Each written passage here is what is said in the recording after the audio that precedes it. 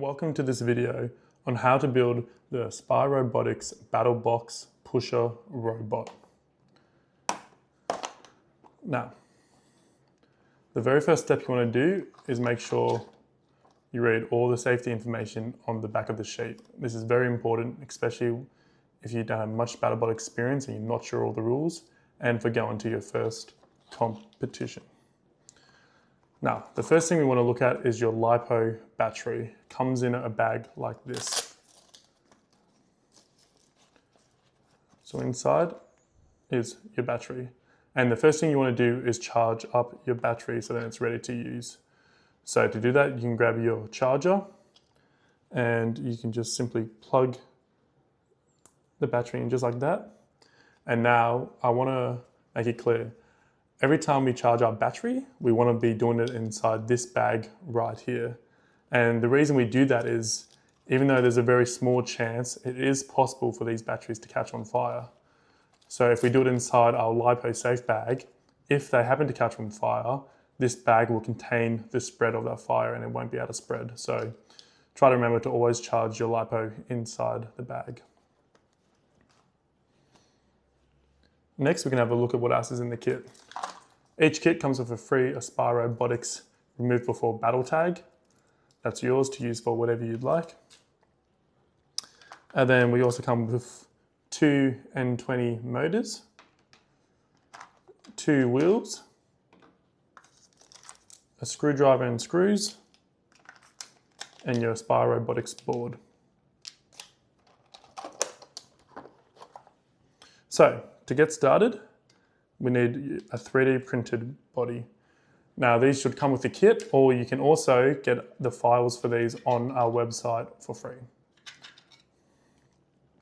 And now the first thing we want to do is place in the drive motors. So they're very easy to put in. You just grab the motor, slide it in that slot, and push through just like that.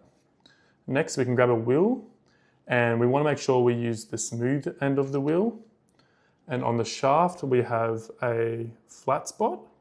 The wheel also has that flat spot. You want to line those two up, and then the wheel can push right on. It might be a little bit tight the first time you do it. And now we can repeat this for the other side. Slide the motor in. Line up the edge,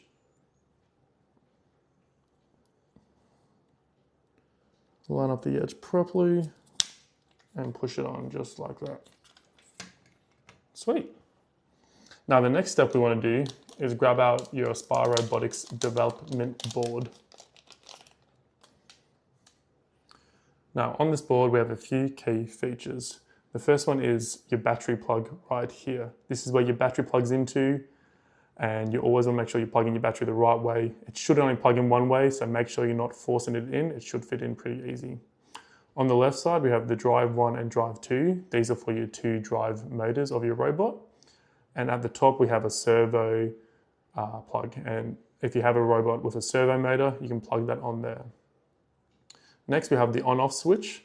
This will be used to turn your robot on and off.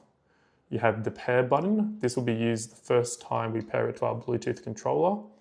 And you have an LED, and this will light up and it will flash to indicate the state of your board. So the board fits in on the left side of the robot right here, just like that.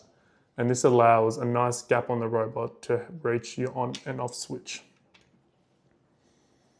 Next, to know your battery is fully charged, inside the case here there's a green LED, and that will be solid green, and that means your battery is fully charged. So now we can pull it out of the case, unplug it from the charger, and now your battery sits just like that. And now it's time to plug everything in. So it doesn't matter too much where you plug things in, we can fix it up later, but just grab your drive motor and plug it onto the drive, just like that. Grab your second drive motor, also plug that in. Now we grab the battery, plug that in also. And that is most of your robot built. So the next thing we want to do is to test to make sure everything works properly. So it's pretty simple. So we'll use the screwdriver that comes in the kit to reach the on-off switch, and we'll flick it on, and you'll see the LED begin to blink. Now when it's blinking, that means it's searching for a controller which it is already paired to. Since you have a brand new board, this development board has not connected to a controller yet, so we need to connect it to one. So to do that, what we're going to do is we're going to use our finger or the screwdriver to press the pair button. And now we'll see the LED starts to double flash, and that means that the robot is in pairing mode. So next step is to put your controller into pairing mode. For the ones that we sell on our website, you just press and hold the middle button until the LEDs start to rapidly flash, just like that. And then you can let go. And then just like that, they have connected. So you can line up your robot and you can give it a test drive forward, back, and also left and right.